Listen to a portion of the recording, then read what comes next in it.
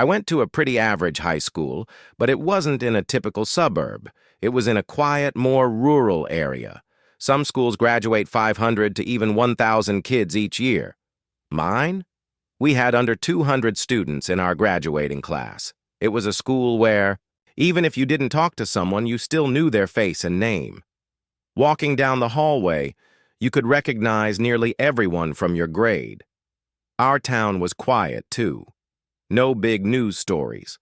Nothing wild ever happened. After school, we rode bikes, played sports, and hung out outside. This was around 17 years ago, so things are probably different now for kids. One thing that always stood out about our school was how little bullying there was. We didn't have those movie-style bullies pushing kids into lockers or stealing lunch, money. Sure, there were some jokes and teasing, but nothing cruel. Of course, like every school, we had quiet kids.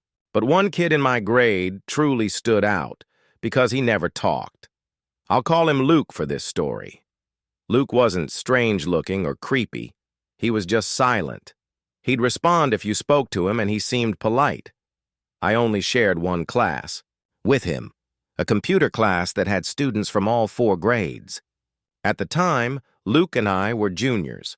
Our computer lab still had those huge, old-school box monitors. I remember the layout clearly, 2 rows of tables with 4 rows each. Each row had 4 seats, and most students sat with friends. Luke always sat alone in the 2nd row, far left corner.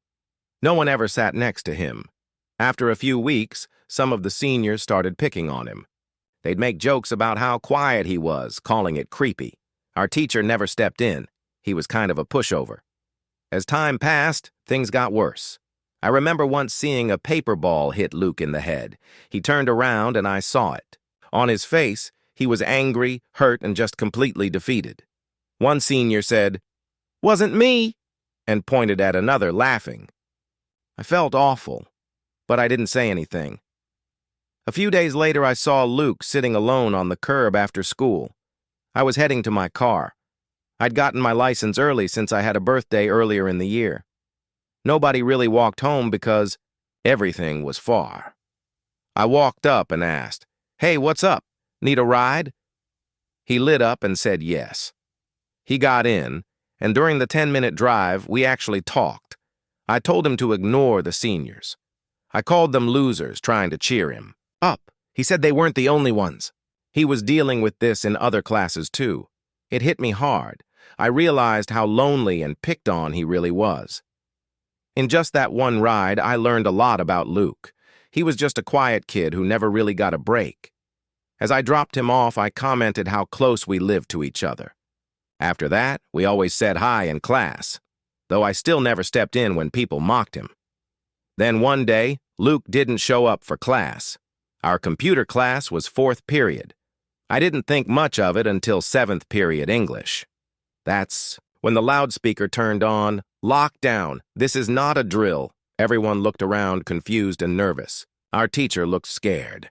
She turned off the lights, told us to get to the corner of the room, and lock the door. The way she panicked made us even more scared. We stayed there in the dark for 20 to 30 minutes. Finally, the principal came over. The loudspeaker. He said someone in a mask, carrying a black duffel bag, was spotted trying to enter the school. They assumed there were weapons inside. Luckily, the school locked all the doors before he could get in. It was a Friday. When police arrived and said it was safe, school ended early. I took some friends to my house to hang out, trying to shake off the whole thing. Later that night, I woke up to tapping on my bedroom window. I saw a figure outside and jumped up, panicking. I looked closer and asked, "Who is it?" I heard a voice say my name. It was Luke. My heart sank. I cracked the window and asked, "What are you doing? How did you find me?" He answered, "Through the window." I tried to do something bad. I knew instantly. "Was it you who caused the lockdown?" I asked. He said yes. I didn't ask him what he planned to do. I didn't want to hear it. I asked how he found my house. He said he remembered me saying I lived near a deli. He biked around and spotted my car. It didn't make Me feel any safer? Then he asked to come in and talk. I told him no. I said I couldn't let him in and I didn't want to hear what he was planning. He stood there, not moving. I finally yelled, "Dad!" loud enough to scare him off. I ran to my parents' room and told them everything. My mom insisted we call the police. When the officer arrived, I told him the truth, that Luke had admitted to almost doing something horrible. The police were already looking into the lockdown incident. They went to Luke's house, but he wasn't there. The next day, either he returned home or they found him. He confessed to everything. From what I heard, he was charged with making a terroristic threat.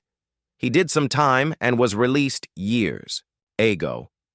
I don't know where he is now. Part of me always felt sorry for Luke. I saw how being alone and mistreated can break someone. Maybe he came to me because I showed him kindness, something nobody else did.